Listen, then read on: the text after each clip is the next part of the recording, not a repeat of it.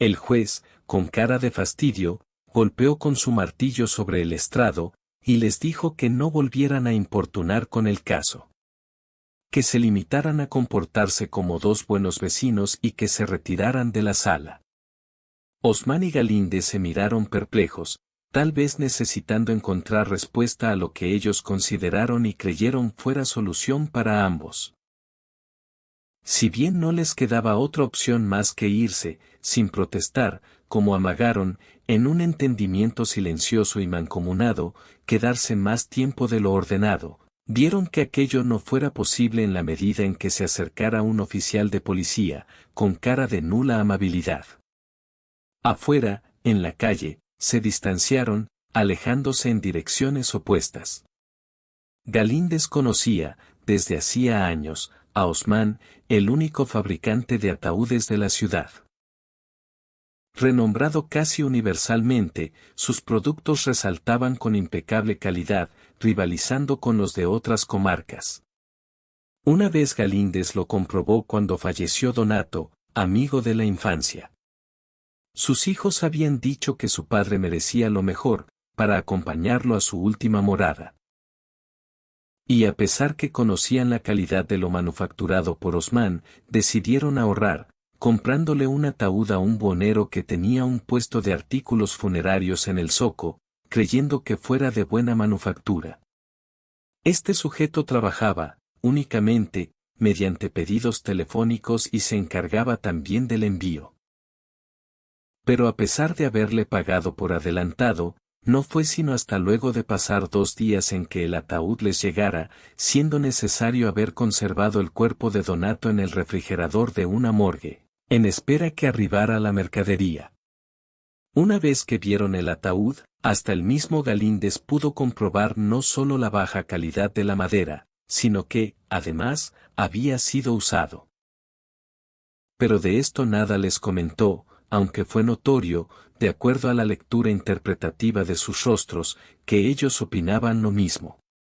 Galíndez era un hombre previsor en todo. Por eso nunca se había casado, imaginando que la desaparición física de su bien amada fuera algo que no pudiera soportar. Por eso tampoco había querido tener un perro. El caso sería el mismo. Y ya se imaginaba deambulando, lloriqueando de rincón en rincón, víctima de las irreparables pérdidas. Recién cuando cumplió sus primeros 79 años, pensó en preparar todo para su partida de este mundo. Lo comentó en una reunión que organizó para sus 6 amigos que quedaban vivos. José, Adalberto, Lucas, Mario, Esteban y Cosme permanecían con sus miradas fijas en Galíndez, no pudiendo entender por qué había comenzado a pensar en su muerte, cuando era algo en que ninguno de ellos deseaba, siquiera, imaginar. Trató de convencerlos que, en cuanto a edades, todos estuvieran aproximándose a un supuesto límite y que deberían ir despidiéndose, de a poco, de todos sus seres queridos. Galíndez sentía, a veces, que su corazón desaceleraba sus latidos, como si se tomara una pausa para continuar bombeando de manera correcta. Notaba que olvidaba las cosas, las llaves, cerrar el paso del gas o apagar la luz de una habitación, por ejemplo. También, había momentos en que la vista le fallaba, encontrando nublados los paisajes y hasta los rostros de las chicas que pasaban por la calle y que tanto le entretenía apreciar. Y si a eso le sumáramos alguna disfunción en los riñones o la próstata, ya encontraríamos el panorama completo. La amalgama de estas situaciones lo obligaba a pensar muy seriamente en su partida física. Una mañana se decidió y fue a consultarlo a Osman. Antes de llegar a la puerta de su fábrica, a unos 50 metros, había un par de cosas que eran sumamente notorias y que lograba que uno se diera cuenta que, lo que estuviera próximo, fuera una fábrica de ataúdes. En primer lugar, el inconfundible olor a madera cortada. En segundo término, y no siendo taxativo este orden, el ruido de la sierra al cortar. Pero el olor a la madera siendo cortada se disolvía en las fosas nasales una vez dentro y transcurridos minutos de estar allí. Lo que no era fácil de disimular era el ruido de la sierra, la que operaban distintos empleados, y que lograba que Galíndez debiera alzar su voz para hablar con Osman. Fue directo al grano, solicitándole un ataúd personal, qué variedad de madera y cuánto costaría. Osman preguntó las medidas. De inmediato lo invitó a ver algunos que ya estaban terminados. La imagen de Galíndez se reflejaba sobre las lustrosas maderas y su vista recorría los herrajes, estudiándolos con atención. Osman preguntó cuál sería la idea, si crematorio o fosa. Galíndez recordó a sus parientes fallecidos, todos los que habían pedido ir a fosa por si llegaran a sufrir epilepsia y pudieran despertar. Osman mostró los distintos modelos. Pero al tocar las maderas, Galíndez se dio cuenta que no eran tan buenas como había dicho su amigo. Y para demostrarle que no tuviera razón al defender la supuesta calidad que tanto orgullosamente pregonaba, movió un féretro puesto de pie, hasta ladearlo, no pudiendo evitar que cayera, abriéndose un tajo al costado. Osman se puso furioso. Ese ataúd ya estaba vendido, esperando a que el cliente lo pasara a retirar. De manera simple y calma, le pidió que se lo pagara, a lo que Galíndez replicó que no daría un céntimo por un féretro hecho con madera mala. Osman redobló su furia, gritando que ya mismo desembolsara el dinero para pagarle. Los gritos de ambos se escuchaban desde la calle, sobrepasando el volumen de la sierra. Esto atrajo a un policía que los pudo detener al momento de enfrentarse a trompadas. Cuando salieron del juzgado, Galíndez partió con varias ideas dando vueltas por su cabeza. Jamás volvería a pedirle un ataúd a Osman. Debería conseguirlo por otro lado. Ferrari era un tipo muy inteligente. De mediana estatura, con cabello solo a los costados de su cabeza y ojos hundidos, como escondidos dentro de sus órbitas, con los cuales escrutaba todo y nada se le escapaba. Andaba todo el día con un tomo de enciclopedia bajo el brazo. Cualquiera podía preguntarle acerca de cualquier cosa que él, al instante, hojeando su enciclopedia, tenía respuesta. A raíz del incidente legal con Osman, Galíndez se acordó de Ferrari. A pesar que él no tenía celular, era fácil hallarlo porque paseaba constantemente por el barrio. Pero si uno lo necesitaba con urgencia había que tener suerte para dar con él. Ese día, Galíndez tuvo suerte, y lo vio, parado justo en la esquina del bar, con su tomo de enciclopedia bajo el brazo. De inmediato lo saludó, invitándolo a tomar un café ante la necesidad de consultarle algo. Se sentaron al lado de la ventana. Ferrari pidió un café con leche, Galíndez, uno simple.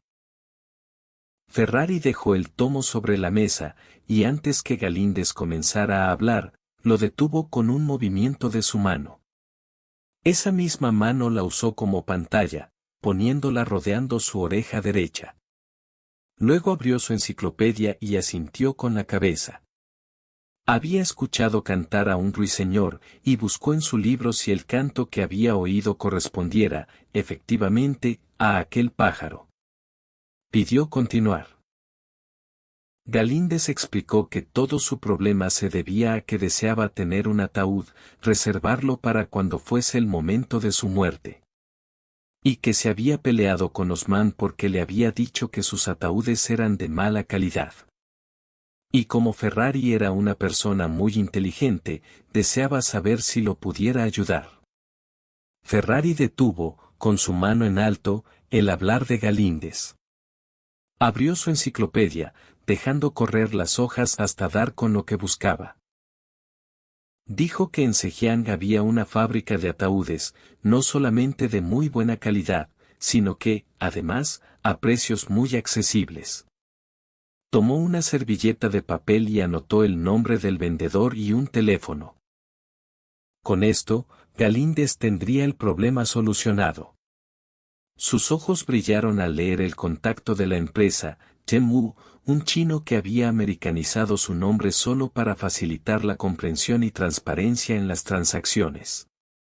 Muñido de ese papel, regresó corriendo a su casa para estar tranquilo y poder hablarle. No tenía idea acerca de qué hora y qué día fuera en Zhejiang. En ese momento, la ansiedad por efectuar el llamado pudo más y pronto se vio marcando los números. Del otro lado de la línea, la calidez de la voz del señor Wu calmó sus inquietudes diciéndole, en perfecto español, que le enviaría un catálogo para que eligiera cuál pudiera ser el modelo de su predilección. No tardó en llegar, a su celular, un archivo en el cual se apreciaban fotos de los distintos diseños de fábrica. La decisión no fue tarea sencilla, había varios que cumplían los requisitos estéticos idealizados por Galíndez, y fue difícil quedarse con uno en particular. Sin embargo, eligió el que más le atrajo por su elegante diseño y, sobre todo, un precio muy adecuado a su bolsillo. Wu le comentó que había hecho una excelente compra, y una vez que transfiriera el dinero, le llegaría por barco en los próximos 90 días. Galíndez, por fin, podía apaciguar su ansiedad. Avisó a sus amigos que le llegaría un féretro de China, y que no se sorprendieran porque ahora las cosas eran así, todo se manejaba por internet, y hasta conseguir amores, también. Porque, a pesar que pudiera considerarse una persona afortunada, por el simple hecho de haber conseguido su ataúd, la ansiedad, ante lo que significaba pasar los días y aún no tenerlo, lograba que lo primero que hiciera, al levantarse, fuera ir al calendario que tenía clavado en la pared de la cocina y tachar, con lápiz rojo, el día transcurrido. Este anhelo aún no cumplido lo obligaba a permanecer largas horas sentado frente al monitor de su computadora, en la búsqueda de bellezas femeninas. Nunca había sentido atracción por el alcohol, pero, a esa altura de su vida, y suponiendo que, en cualquier momento, pudiera ir a hacer una visita al otro mundo, su espíritu se doblegó ante las bebidas espirituosas.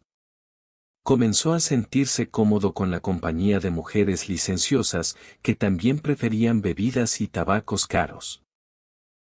La continuidad de los encuentros con amigos y mujeres logró que dejara de marcar su hoja calendario, olvidándose que los 90 días que le había dicho el chino, aquellos se hicieran 180, y aún ni noticias. Recién en el día 181 Galíndez reparó en que no había tenido novedades de Chen Wu. Esa mañana, luego de desayunar, tomó su teléfono y se comunicó directamente. Por fortuna lo atendió Wu, y le confirmó que el barco estaba entrando al puerto, y que se lo llevarían directamente de la aduana. Galíndez se puso contento. Para celebrar, esa noche contrató 3 chicas, dándose la gran fiesta. Fue Juan, uno de los amigos, que avisó al resto del grupo. Galíndez había fallecido luego de haber experimentado una intensa actividad sexual. El deceso había ocurrido hacía 2 días atrás, cuando un vecino avisó que algo extraño ocurría. Porque había estado oyendo música a alto volumen y risas de mujeres, creyendo que Galíndez estuviera festejando algo, o sometido a una gran juerga. Pero al correr los días y notar silencio absoluto, avisó a la policía. Las chicas habían desaparecido. Sobre la cama, desnudo y algo hinchado, encontraron el cuerpo de Galíndez con sus ojos abiertos y la expresión de su rostro de haber recibido el fuerte impacto de un fulminante ataque cardíaco. Sobre la mesita de luz, un par de botellas de whisky vacías y restos de lo que pareció ser alucinógeno en polvo. A su funeral asistieron todos. Los 6 amigos se pusieron en fila para recibir el féretro conteniendo el cuerpo de su querido Galíndez. Uno a cada lado del ataúd, fueron tomando de las manijas. Ni bien lo sacaron del coche fúnebre, el ataúd se desfondó, permitiendo que el cuerpo hinchado y hediondo de Galíndez cayera, rebotando en el suelo. Los 6 amigos, consternados, se miraron, conservando las manijas en sus manos.